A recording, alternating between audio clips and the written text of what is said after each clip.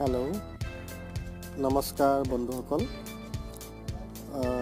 আমাৰ এটা B2B যিটো আমাৰ উড়ান এপছ আছে, তো এপছটোত আমি যদি কিবা ধৰণৰ বস্তু আমাৰ ব্ৰেকেজ আহে বা আপোনাৰ ৰং কোৱালিটি দি আহে, তো সেই কোৱালিটি বস্তুখিনি আমি কি কৰিম, আমি যদি বাই চান্স আহি যায়, আপুনি কুৰিয়াৰক অলৰেডি পে'মেণ্ট কৰি দিছে আৰু সেইখিনি বস্তু এতিয়া আপুনি হাতত আছে, আপোনাৰ হাতত আপুনি কেছ দি পঠালে, তো আপুনি সেইখিনি বস্তু কেনেদৰে আপুনি কৰিব পাৰিব, তাৰ কাৰণে মই এটা চমু উদাহৰণ দিছোঁ।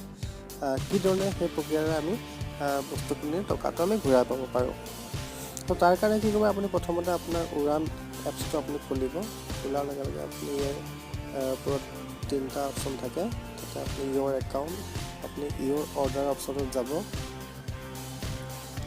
ছাপ'জ আপুনি ইয়াতে ডেলিভাৰ দেখাই দিব, ধৰক এই বস্তুটো আপুনি অৰ্ডাৰ দিছিলে, তো আৰু সেই বস্তুটো আপুনি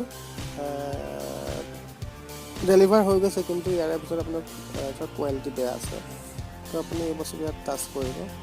টাচ কৰি যেতিয়া খোল খাব, আপুনি চালে এনেকৈ তলত যাব, 218 টকাকৈ লৈছিলে। ইয়াতে কোৱান্টিটি আছে 5টা। ইয়াত আহিব ৰিটাৰ্ণ প্ৰডাক্ট, তো আপুনি ৰিটাৰ্ণ প্ৰডাক্ট টাচ কৰিব। ইয়াৰে ভিতৰত আপুনি 5টা আনিছিলে, তাৰ 2টা ভগা আছে, তো আপুনি এৰে +1 কৰিব। তাৰপিছত যেতিয়া দেখিব 2টা বস্তু বেয়া, তো আৰু এটা 1 কৰি 2 হ'ল। তাৰপিছত কণ্টিনিউ বুটাম টিপিব। কণ্টিনিউ বুটাৰ পিছত আপুনি চিলেক্ট ৰিজন টু ৰিটাৰ্ণ, ইয়াত আপুনি ক্ৰিয়েট কৰি পেলাই ইয়াত আপুনি দিব পাৰে যে কোৱালিটি পাৰফৰ্মেঞ্চ কোৱালিটি বেয়া আছে, প্ৰডাক্ট ডেমেজ আছে, বা মিচিং পাৰ্টছ আছে, বথ প্ৰডাক্ট শ্বিপিং বক্স আৰু 2টাই ডেমেজ আছে, বা ৰং আইটেম। তো আপুনি যদি এইটো ভুলতে দিছে, তেতিয়া ৰং আইটেম দিব পাৰে, বা আইটেম ডিফেক্টিভ আছে এইটো দিব পাৰে, কাৰণ ডেমেজ আছে, তো ডেমেজ আছে, ডেমেজত আপুনি দিলে। ইয়াৰ পিছত কি হ'ব, ভিডিঅ' এটা অপশ্যন আহে। তো এই ভিডিঅ'টো আপুনি যিখিনি ভগা বস্তু আছে সেইখিনি আগতে কৰি ল'ব লাগিব। তাৰপিছত আপুনি ভিডিঅ'টো ইয়াত জমা থাকিব, তাৰপিছত ভিডিঅ' আপলোড কৰিব। ফটোত আপুনি আপলোড কৰিলে, ফটোটো কেমেৰাৰ পৰা গৈ অন কৰিব পাৰে, বা নহ'লে গেলাৰীৰ পৰা কৰিব পাৰে।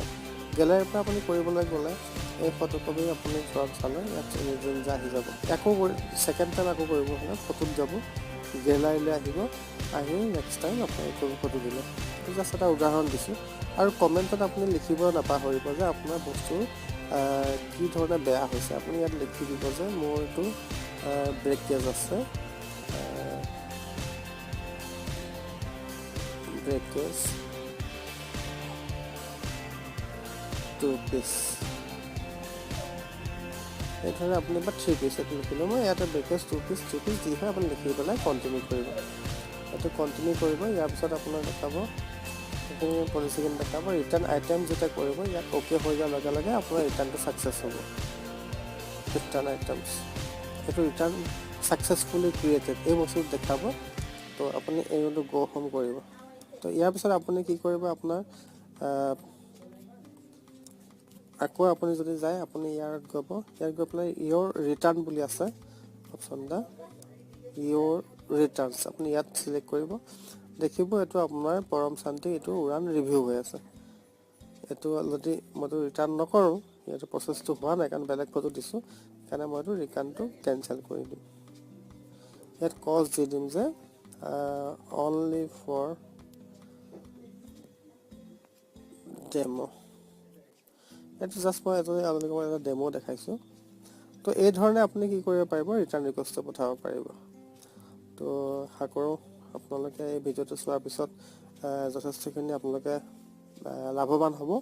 আৰু যদি কিবা অসুবিধা হয়, আপোনাৰ নিজৰ ডিষ্ট্ৰিক্ট মেনেজাৰ যিজন থাকে তেওঁৰ লগত সহায় কৰিব।